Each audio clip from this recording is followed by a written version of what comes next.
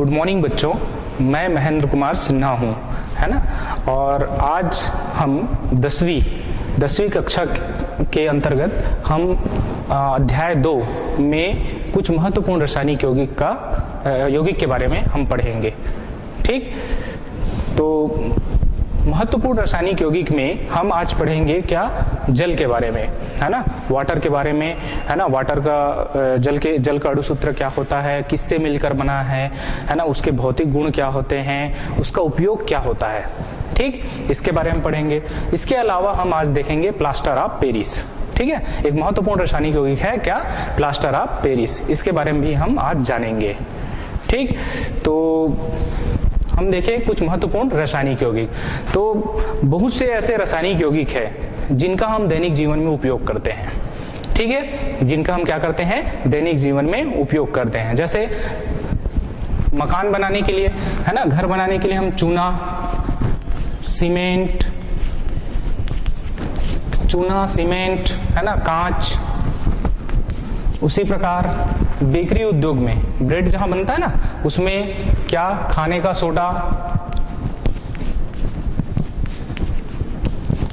का सोडा और बहुत सारे ऐसे रासायनिक यौगिक हैं जिनके बारे में हम क्या करते हैं अपने दैनिक जीवन में उपयोग करते हैं। और ये सभी चीजें, है ना, क्या है, रसायन की देन है। ये सभी जो चीजें हैं किसकी देन है, रसायन की देन है। ठीक, तो आइए हम एक महत्वपूर्ण यौगिक, रासायनिक यौगिक, हम जल के बारे में क्या करें, अध्ययन करें, पढ़ें। ठीक है,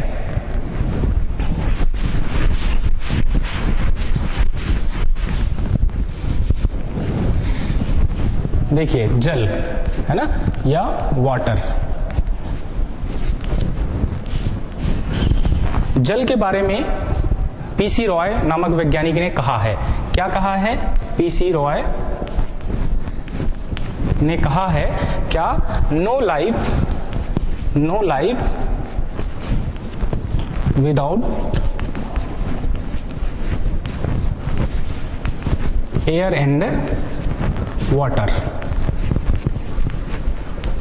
ठीक है ना, no life without air and water. हम हवा और पानी के बिना हम अपनी जिंदगी की कल्पना नहीं कर सकते। ठीक है ना, हवा और पानी के बगैर हम अपनी जिंदगी के बारे में कल्पना नहीं कर सकते। ठीक है, जाहिर सी बात है भाई, हवा के बगैर हम जिंदा नहीं रह सकते, है कैसे, है ना। उसी प्रकार से पानी के बगैर भी हम जिंदा नहीं रह सकते। ठीक, समझ आ गया ये, है ना, no life without air and water. अब देखिए हमारी जो पृथ्वी है ना, पृथ्वी का जो सतह है लगभग 75% जल से ढका हुआ है। ठीक है, पृथ्वी की सतह का लगभग, है ना, 75% जल से ढका हुआ है। कितना परसेंट भाई, ढका हुआ है। ठीक, पृथ्वी का लगभग कितना, 75% जल, पृथ्वी का लगभग 75% भाग जल से क्या है, ढका हुआ है। और ये जल किस रूप में है ना, समुद्र का जल, है ना। उसी प्रकार नदी है, झील है। ठीक है ना, तो ये समुद्र का जल, नदी का जल, झील का जल, है ना। तो ये 75% भाग हमारा पृथ्वी जल से क्या है, ढका हुआ है। ठीक, मतलब हमारे रहने योग्य, अब बचा कितना, 100 में कितना बचा, 25% ना। अब 25% में कुछ भाग क्या है, 1 है ना। मतलब रहने के लिए हमारे पास कुछ ही स्थान है। ठीक है, मतलब 3/4 भाग किससे ढका है, जल से ढका हुआ है। समझ में आई बात, है ना। देखिए, और हमारे शरीर के बारे में बात करें, तो 70% भाग हमारा जो है जल से बना हुआ है। 70% भाग हमारा क्या है, हमारे अंदर जल है। ठीक है, हमारे शरीर में, है ना, हमारे शरीर में कितना, 70%। ऑब्जेक्टिव में पूछा जाता है ना, याद रखेंगे। ऑब्जेक्टिव क्वेश्चन आपके एग्जाम के दृष्टिकोण से ये महत्वपूर्ण है।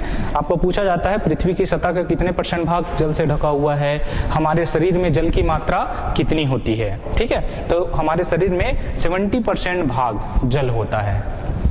ठीक है।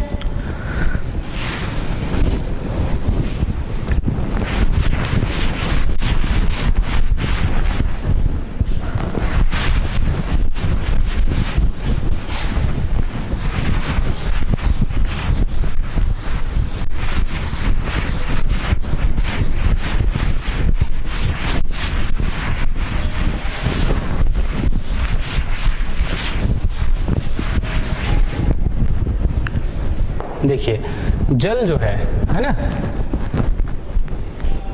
हाइड्रोजन और ऑक्सीजन के रासायनिक संयोग से बना यौगिक है। ठीक है, इसको सबसे पहले है ना, इसको सबसे पहले किसने 1781 है ना, 1781 में हेनरी कैवेंडिश ने, हेनरी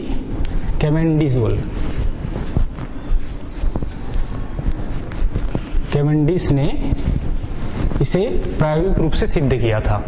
ठीक है ना, 1781 में हेनरी कैवेंडिश ने क्या किया था, प्रायोगिक रूप से सिद्ध किया था कि ये हाइड्रोजन और ऑक्सीजन के रासायनिक संयोग से बनता है। ठीक है ना, और इसमें हाइड्रोजन और ऑक्सीजन का जो अनुपात होता है वो क्या होता है, 2:1 होता है।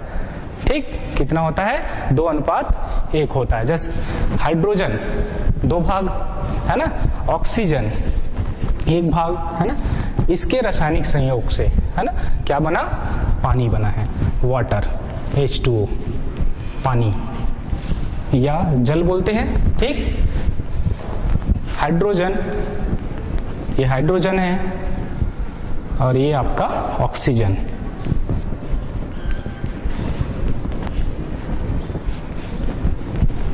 ठीक, इसमें हाइड्रोजन और ऑक्सीजन का अनुपात, हाइड्रोजन एवं ऑक्सीजन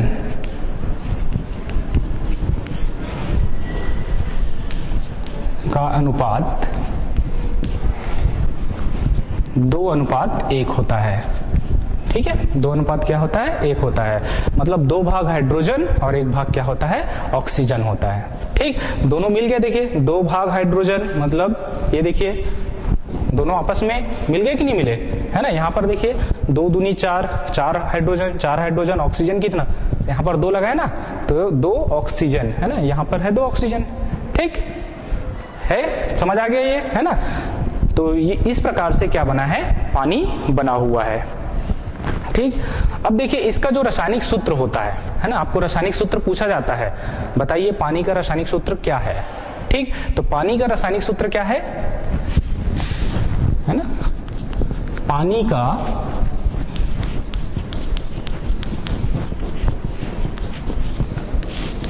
रासायनिक सूत्र, पानी का रासायनिक सूत्र है H2O। ठीक, पानी का रासायनिक सूत्र क्या है, H2O।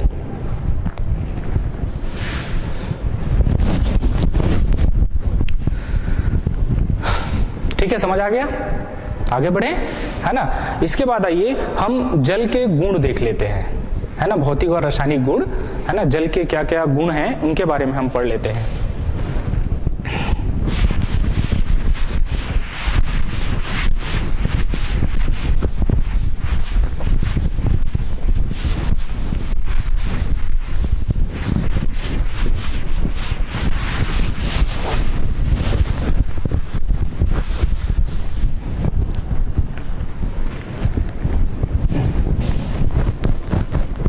जल के गुण, है ना, इसमें भौतिक और रासायनिक गुण शामिल है। ठीक है, जल के गुण, तो सबसे पहले तो जल का क्या गुण होता है, देखिए हम देखते हैं जल क्या होता है, रंगहीन होता है। क्या होता है, रंगहीन होता है, और क्या होता है, स्वादहीन होता है। जल रंगहीन स्वादहीन होता है। ठीक है ना। जल में कोई कलर नहीं होता, कोई रंग नहीं होता, आप देखे हो है ना, जल में कोई कलर होता है क्या, नहीं होता, ठीक है ना। उसका कोई स्वाद होता है, ठीक है, उसका कोई स्वाद नहीं होता। अर्थात हम कह सकते हैं कि जल रंगहीन और क्या होता है, स्वादहीन होता है। ठीक, समझ में आई बात है ना। इसके बाद आइए जल का हिमांक, है ना। जल का जो हिमांक होता है, हिमांक 0 सेंटीग्रेड होता है। जल का हिमांक कितना होता है, 0 सेंटीग्रेड, है ना। और क्वथनांक 100 सेंटीग्रेड होता है। ठीक, इस प्रकार से हिमांक 0 सेंटीग्रेड। हिमांक का मतलब क्या होता है, हिमांक मतलब जमना, है ना, अर्थात बर्फ में बदलना। तो मतलब 0 सेंटीग्रेड से कम ताप पर ही क्या होता है, वह बर्फ में क्या हो जाता है, बदल जाता है। तो हिमांक क्या होता है, 0 सेंटीग्रेड। आप ठंडे दिनों में देखे हो, है ना, ठंड के दिनों में टेम्परेचर एकदम नीचे हो जाता है ना। तो जो आप जम्मू कश्मीर वगैरह है, शिमला वगैरह है, वहाँ टेम्परेचर क्या होता है, 0 से भी कम होता है, मतलब माइनस में होता है। इस वजह से वो पानी वहाँ की क्या हो जाती है, बर्फ में बदल जाती है। ठीक, अब क्वथनांक मतलब उबलना, है ना। हम पानी को खौलाते हैं, उबालते हैं ना, तो जब तक 100 सेंटीग्रेड तापमान नहीं होगा तब तक पानी नहीं खौलेगा।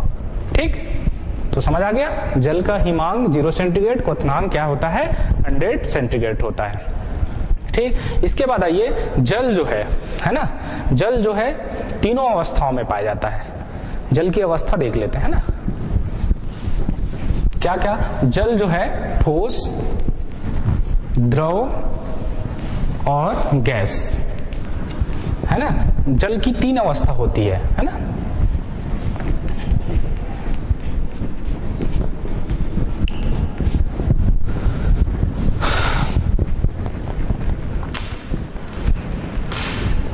जल कितने अवस्थाओं में पाया जाता है, 3 अवस्थाओं में पाया जाता है। ठीक है, ठोस, द्रव, गैस। अब ठोस के रूप में आप जानते हो, ठोस के रूप में क्या, बर्फ, है ना, बर्फ होता है ठोस के रूप में। ठीक, द्रव के रूप में आपका पानी जो हम पीते हैं, है ना। और गैस के रूप में भाप, है ना। जब हम पानी को क्या करते हैं, गर्म करते हैं तो भाप निकलता है कि नहीं निकलता है। ठीक है, तो हम कह सकते हैं कि जल जो है तीनों रूपों में पाया जाता है, ठोस, द्रव और गैस। ठीक, इसके बाद आइए, ये ऊष्मा और विद्युत का क्या होता है, कुचालक होता है। ठीक,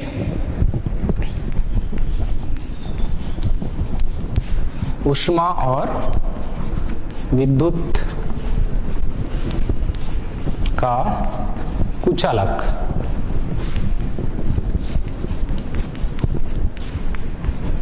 है ना। ऊष्मा और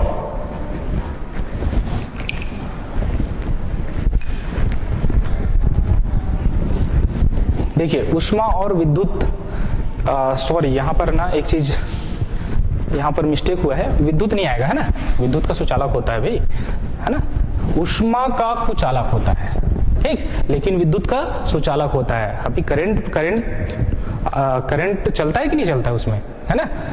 ठीक है, पानी में करंट डाल देंगे तो करंट वहां पर लगता है कि नहीं लगता है। ठीक है, तो ऊष्मा का क्या होता है, कुचालक, लेकिन विद्युत का क्या होता है, सुचालक होता है। ठीक, इस चीज का ध्यान रखना, मतलब करंट वहां पर गमन करता है, ठीक है, जाता है करंट वहां पर।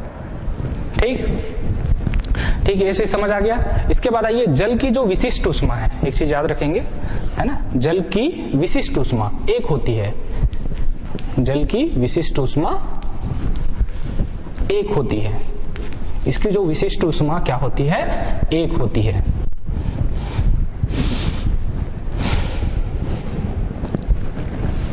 ठीक, इसकी विशिष्ट ऊष्मा क्या होती है, विशिष्ट ऊष्मा का मान 1 आता है।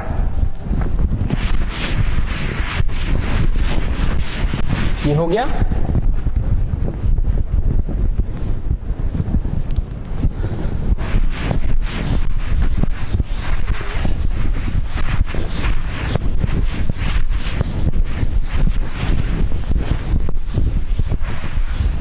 ठीक है, इसमें और देखें, है ना, और गुण देखें तो जल जो है है ना, एक सर्वोत्तम विलायक है। एक क्या है? सर्वोत्तम विलायक। जल जो है क्या है? इसका प्रमुख गुण है भाई, ये है ना, प्रमुख गुण है जल एक सर्वोत्तम विलायक है। सर्वोत्तम विलायक का मतलब क्या होता है कि सभी को अपने अंदर क्या कर लेता है? ये घोल लेता है। ठीक है, जल क्या, शक्कर डालेंगे, नमक डालेंगे तो सबको घोल लेता है कि नहीं घोल लेता है? ठीक है, मतलब जल एक क्या है? सर्वोत्तम विलायक है। और इसका पीएच मान है ना, ठीक, इसका पीएच जो मान होता है, पीएच मान 7 आता है। ठीक है, इसका पीएच मान कितना है? 7 है, मतलब ये उदासीन है। ठीक है, अम्ल और क्षारकता मापने की एक पैमाना होता है पीएच, है ना। अम्ल और क्षार को मापने की क्या होती है? एक पीएच स्केल होती है। तो पीएच स्केल में इसका जो मान आता है वो कितना आता है? 7 आता है। ठीक है, मतलब ये उदासीन होता है, अर्थात हम बोल सकते हैं ये, है ना, अम्ल और क्षार के प्रति क्या होता है? उदासीन होता है। अम्ल और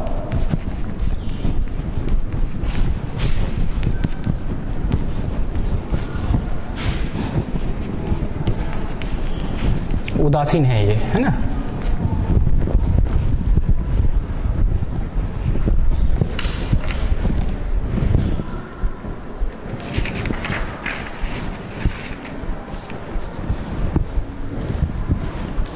ना तो यह क्या है? अम्ली है, और ना ही क्या है? ये क्षारी है। ठीक है, एक चीज और, ये लिटमस जो पेपर होता है ना, एक लिटमस पेपर आता है, उस लिटमस पेपर के रंग मतलब रंग को न नीला करता है ना ही लाल करता है। ठीक है, नीला करने पर क्षार होता है और लाल होने पर क्या होता है? अम्ल होता है। तो लिटमस पेपर के प्रति भी क्या है? ये उदासीन है। ठीक, आगे बढ़े।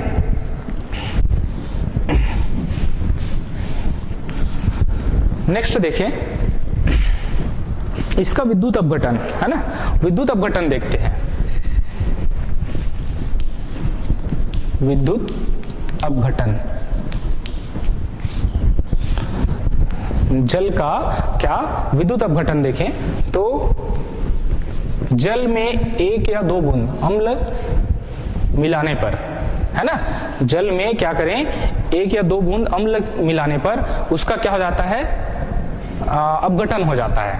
ठीक है, मतलब हाइड्रोजन और ऑक्सीजन में क्या हो जाता है? टूट जाता है। ठीक, 2H2 और ये आपका O2, ठीक, गैस बन के क्या हो जाता है? उड़ जाता है। ठीक, ये सिंबल उड़ने, गैस बन के क्या हो रहा है? उड़ रहा है। ठीक है, चिन्ह, तीर का चिन्ह ऊपर है, मतलब क्या है? गैस बन के क्या होगा? उड़ेगा। ठीक जी, है ना। पानी में हम क्या करें? अम्ल की, है ना, जैसे हाइड्रोक्लोरिक अम्ल HCl 1 आध या 2 बूंद डाल दें, है ना, तो ये अपने अवयव में क्या हो जाता है? अपघटित हो जाता है, हाइड्रोजन और ऑक्सीजन में टूट जाता है। ठीक, तो समझ आए, है ना। इसके बाद देखिए धातुओं से क्रिया, नेक्स्ट नंबर है धातुओं से क्रिया। ठीक, धातुओं से क्रिया करके क्या बनाएगा?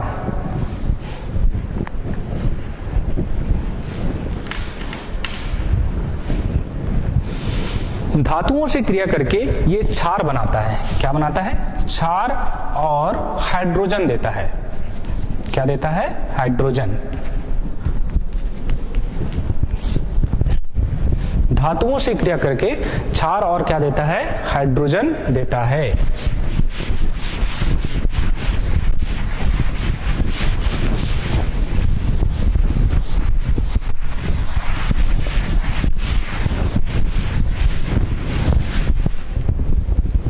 कैसे? एक आध एग्जांपल लेते हैं हम, जैसे धातु में 2Na है ना प्लस H2O, है ना, धातु है सोडियम। क्या धातु है? सोडियम। और ये क्या है? पानी। हम धातुओं के पानी से क्या कराएं? अभिक्रिया कराएं तो ये बनाता है 2NaOH। ठीक है, सोडियम हाइड्रोक्साइड। क्षार बना। क्या बना? ये क्षार। इसको बोलते हैं सोडियम हाइड्रोक्साइड, है ना, ये क्षार है और क्या करता है ना, हाइड्रोजन मुक्त करता है H2, ठीक है ना। यहां पर देखिए Na, यहां से OH, ठीक है, OH, ठीक। हम पानी को देखो ऐसा भी लिख सकते हैं, ये जो पानी हमने लिखा है ना, इसको हम HOH ऐसा भी लिख सकते हैं, अलग अलग करके अभिक्रिया को समझने के लिए, ठीक। तो यहां से जो सोडियम है Na, है ना, इस OH को क्या करेगा, ले लेगा, ठीक, इस OH को क्या करेगा, ले लेगा, है ना। और यहां पर हाँ 2 भाग होगा इससे, है ना, 2 भाग होगा, मतलब 2 भाग HOH, तो 2 भाग आ जाएगा ये, ठीक। 2 भाग है ना, यहां पर देखिए 2 Na, OH, OH, OH, 2 OH, ठीक है ना। अब हाइड्रोजन 1 और 2, ये 2 बचा। मैंने देखिए पानी को इस ये जो H2O है इसको ऐसा लिखा है HOH, 2 अणु है इस वजह से HOH ऐसा करके, ठीक। तो इस प्रकार से अभिक्रिया करके क्या क्षार बनाता है, सोडियम हाइड्रोक्साइड, और हाइड्रोजन देता है। अर्थात धातुओं से क्रिया करके ये क्या बनाता है, क्षार बनाता है और हाइड्रोजन देता है। उसी प्रकार से आप दूसरे धातु जैसे कैल्शियम को भी ले सकते हो। कैल्शियम की पानी से अभिक्रिया कराएंगे तो कैल्शियम हाइड्रोक्साइड अर्थात क्षार बनेगा और क्या निकलेगा, पानी, ठीक। उसी प्रकार से आप मैग्नीशियम ले सकते हो, तो मैग्नीशियम का ऑक्साइड बनता है ना, ठीक। तो अन्य उदाहरण इसमें और आप ले सकते हैं। तो समझ आया ये, ठीक है, ठीक। इसको नोट करिए फिर।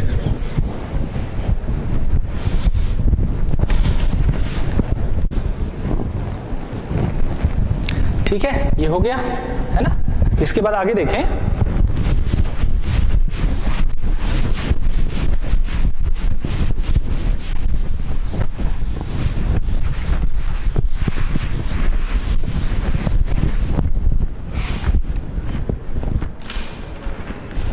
नेक्स्ट इसका गुण है धात्विक ऑक्साइडों से क्रिया।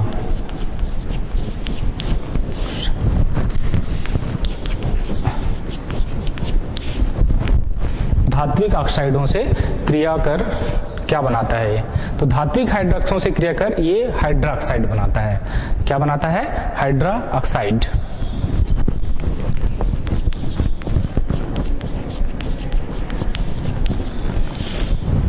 ये बनाता है क्या, हाइड्रोक्साइड बनाता है, ठीक है। हाइड्रोक्साइड मतलब क्षार बनाता है। धात्विक ऑक्साइड मतलब धातु का ऑक्साइड, है ना, धातु के ऑक्साइड। धातु के ऑक्साइडों से क्रिया करके ये क्या बनाता है, क्षार बनाता है अर्थात हाइड्रोक्साइड बनाता है। इसमें उदाहरण देखें, जैसे सोडियम ऑक्साइड है,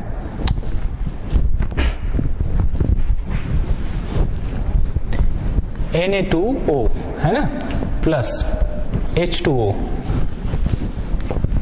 ठीक। ये बनाएगा 2NaOH,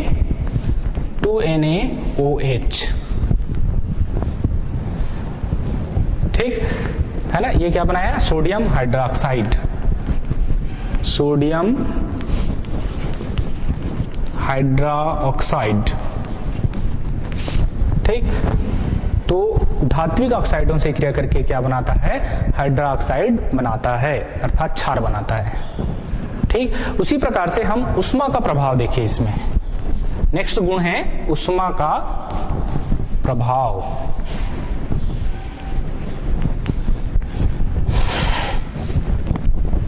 उष्मा का प्रभाव, तो जैसे हम कार्बन, है ना, जैसे 1200 सेंटीग्रेड तक हम गर्म करें, ठीक, और गर्म करके क्या करें, 1200 सेंटीग्रेड तक हम कार्बन को क्या करें, गर्म करें, और गर्म करने के बाद उस पर क्या करें, पानी प्रवाहित करें। तो पानी प्रवाहित करने पर क्या बनती है, भाप अंगार गैस बनती है, जिसे हम क्या कहते हैं, वाटर गैस भी कहते हैं, जिसे क्या कहते हैं, वाटर गैस, ठीक है। कार्बन, है ना, इसको हम इसको 1200 सेंटीग्रेड तक गर्म करें, ठीक है ना, और इसमें हम पानी प्रवाहित करें, ठीक। तो ये क्या बनाती है, वाटर गैस बनाती है, CO+H2, ठीक, CO प्लस H2। C ये जो कार्बन है ऑक्सीजन के साथ जुड़ेगा, कार्बन मतलब CO, ठीक है, कार्बन मोनोऑक्साइड भी बोलते हैं CO को, ठीक, प्लस H2 है ना, हाइड्रोजन अलग हो जाएगा। इसको सम्मिलित रूप से, है ना, सम्मिलित रूप से वाटर गैस या भाप अंगार गैस बोला जाता है।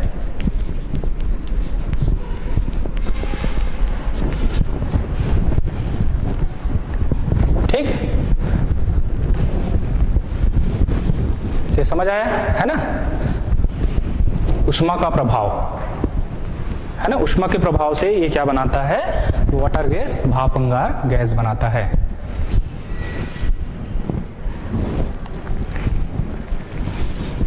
तो ये आपके क्या हो गए, इसके भौतिक और रासायनिक गुण।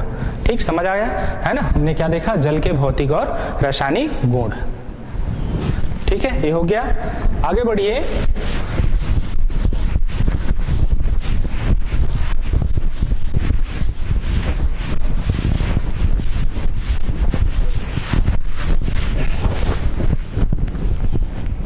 इसके बाद जल के महत्वपूर्ण उपयोग देख लेते हैं, है ना। जल के क्या क्या उपयोग हैं। वैसे तो आप सभी जानते हैं जल का उपयोग क्या है नहीं, जल का उपयोग क्या है आप सभी जानते हैं। ठीक, तो कुछ महत्वपूर्ण उपयोग देख लेते हैं जल के उपयोग। अब जल का उपयोग हम अपने दैनिक जीवन में, है ना, क्या पीने में, सबसे पहला उपयोग तो क्या है, पीने में।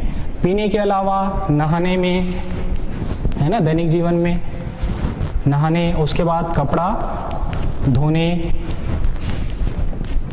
में उपयोग करते हैं। ठीक है, ठीक, हम क्या करते हैं अपने दैनिक जीवन में, डेली यूज में, है ना।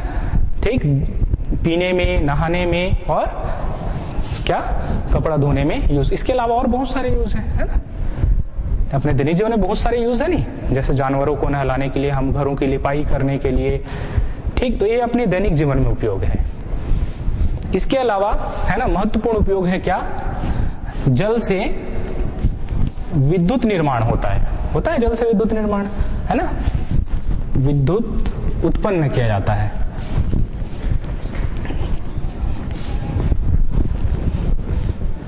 ठीक, जल का उपयोग हम विद्युत निर्माण में करते हैं, जिसके कारण जो है बल्ब, है ना, बल्ब जलता है, घरों में रोशनी होती है, पंखे चलते हैं, कूलर चलते हैं। ठीक है, तो जल से क्या बनाया जाता है,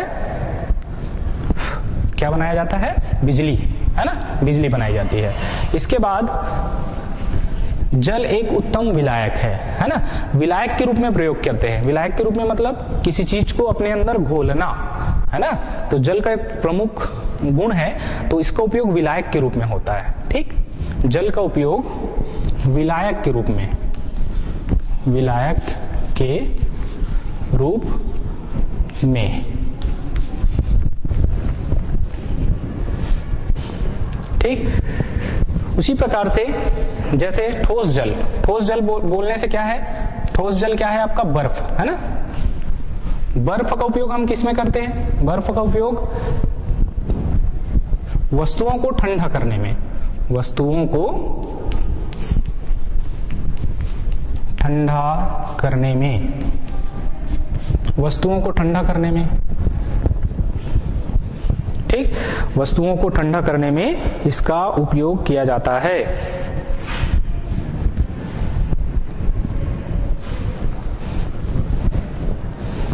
उसके अलावा जल का उपयोग है ना, भाप इंजन में, भाप इंजन जिससे रेलगाड़ी चलाया गया था ना, भाप इंजन से, है ना। भाप इंजन में फैक्ट्रियों में बॉयलर के रूप में, है ना, बॉयलर, फैक्ट्रियों में जो बॉयलर होते हैं उनमें भी उपयोग किया जाता है। ठीक, बॉयलरों में, फैक्ट्रियों में जो बॉयलरों में भी इसका उपयोग होता है। ठीक,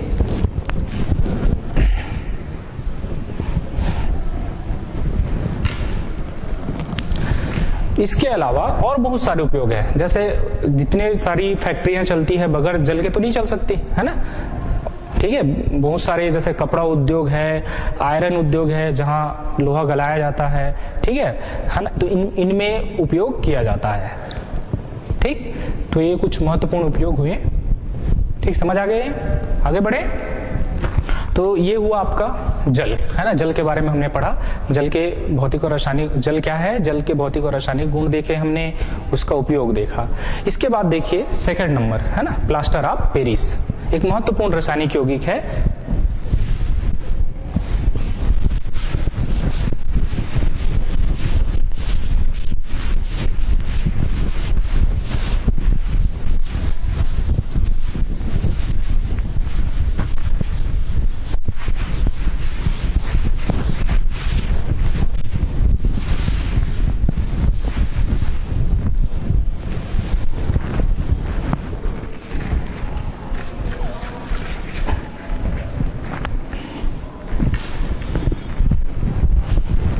दूसरा नंबर प्लास्टर ऑफ पेरिस। ठीक, दूसरा महत्वपूर्ण रासायनिक यौगिक है क्या, प्लास्टर ऑफ पेरिस। इसका रासायनिक सूत्र होता है ना, रासायनिक सूत्र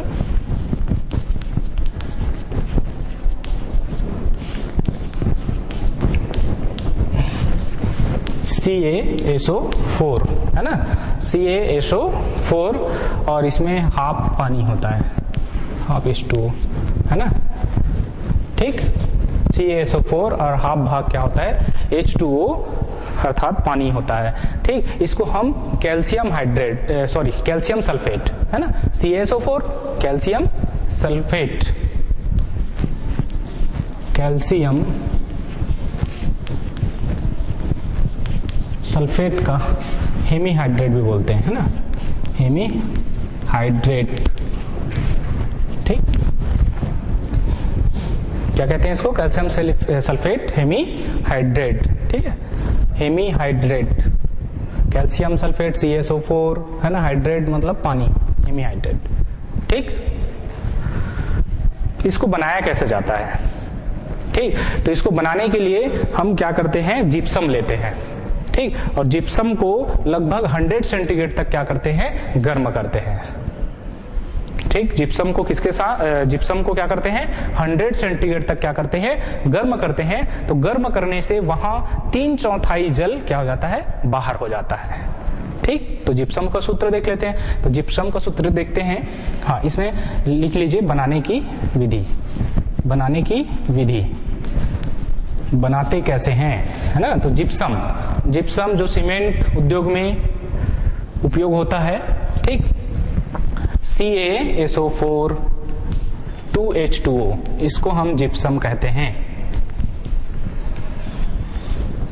ठीक, इसको 100 सेंटीग्रेड तक गर्म करेंगे,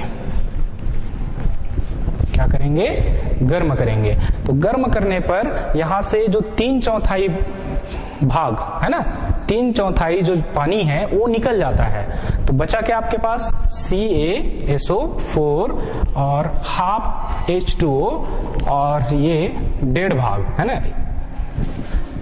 ये H2O अलग हो जाता है। ठीक, पानी 1.5 भाग पानी, मतलब 2 में से 1.5 निकल गया तो आधा बचा ना। ठीक है, तो ये आपका प्लास्टर ऑफ पेरिस कहलाता है, प्लास्टर ऑफ पेरिस। जो कैल्शियम सल्फेट हेमीहाइड्रेट भी कहलाता है।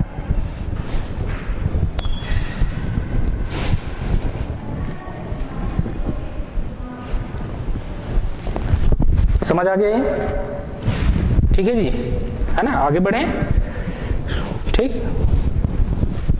हमने प्लास्टर ऑफ पेरिस के बारे में, उसका रासायनिक सूत्र पूछा जाता है, ये है ना, रासायनिक सूत्र, उसके बाद बनाने की विधि।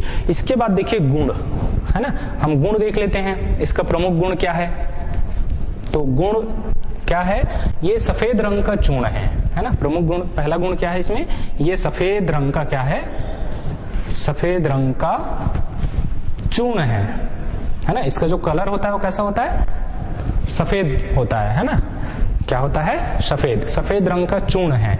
ठीक, इसके बाद देखिए इसमें हम प्लास्टर ऑफ पेरिस में है ना, हम क्या मिलाएं, पानी मिला दें तो पुनः जिप्सम में क्या हो जाता है, परिवर्तित हो जाता है। ठीक, हम इसमें क्या कर दें, पानी मिला देते हैं तो पुनः वह जिप्सम में क्या हो जाता है, बदल जाता है। ठीक, तो चलिए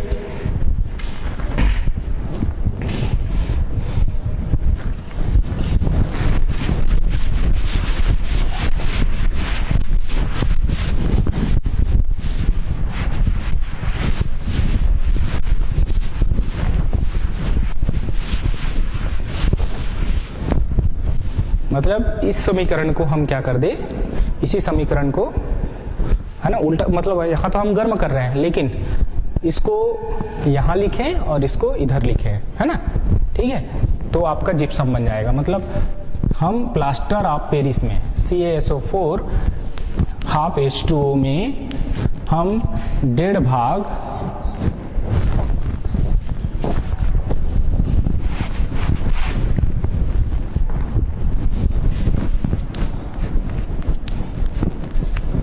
ठीक है, 1.5 भाग हम क्या कर दें, पानी मिला दें तो ये जिप्सम में बदल जाता है। CaSO4 2H2O है ना, जिप्सम, जिप्सम में परिवर्तित होकर कड़ा हो जाता है। ठीक है ना। हम क्या करते हैं, जिप्सम को गर्म करते हैं तो क्या बनता है, प्लास्टर ऑफ पेरिस बनता है। ठीक है, और प्लास्टर ऑफ पेरिस में पुनः हम क्या कर दें, पानी मिला दें तो पानी मिलाने से वो क्या बन जाता है, फिर जिप्सम बन जाता है। इसका जस्ट उल्टा है ना, इस समीकरण का जस्ट उल्टा है कि नहीं है। देखिए यहाँ पर हाफ भाग पानी 1.5 भाग पानी है ना, दोनों मिल गया तो ये 2 भाग पानी हो गया। ठीक है, ठीक जी, समझ आ गया। ये इसका ये क्या है, प्रमुख गुण है। मतलब गुण में हमने क्या देखा कि ये सफेद रंग का क्या है, चूर्ण है। ठीक, जल के साथ इसको मिलाने पर क्या बन जाता है, जिप्सम बन जाता है। ठीक है, जिप्सम में पुनः परिवर्तित हो जाता है, कहना चाहिए। ठीक है, इसके बाद आइए इसका उपयोग, है ना।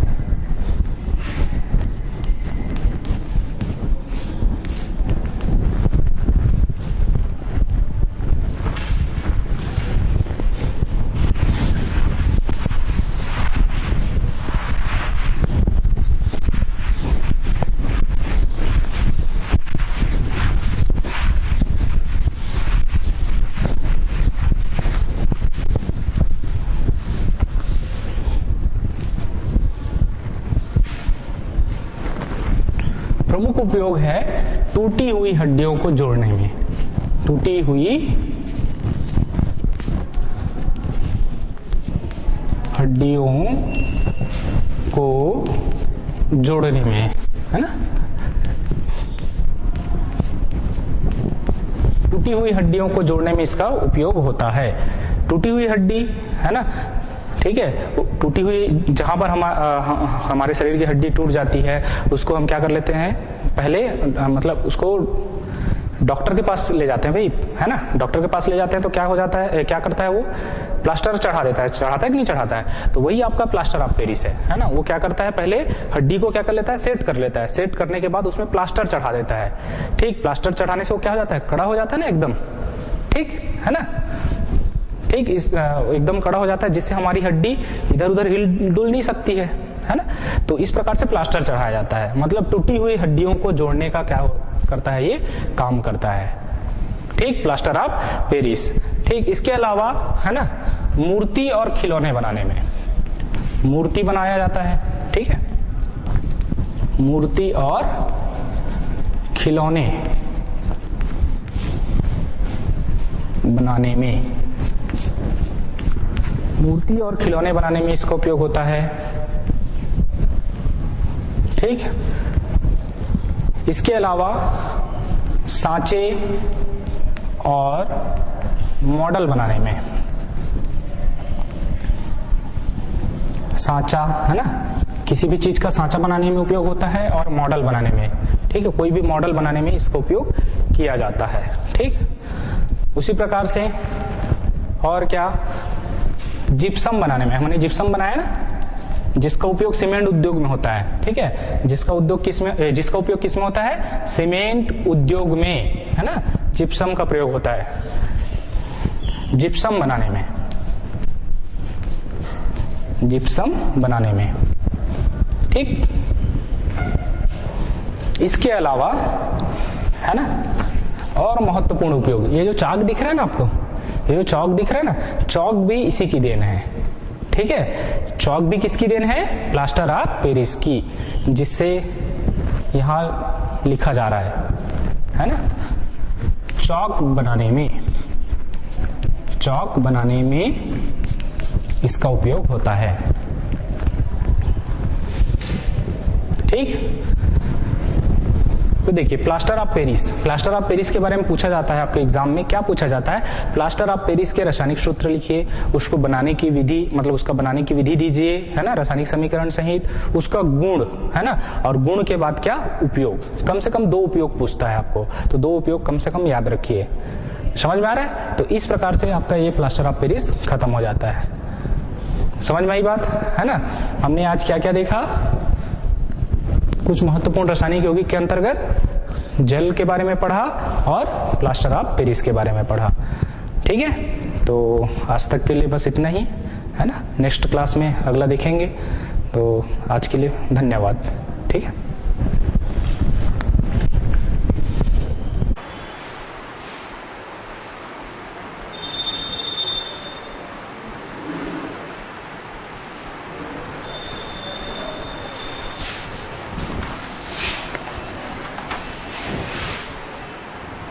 तो बच्चों, मैंने आप लोगों को जल के भौतिक गुण,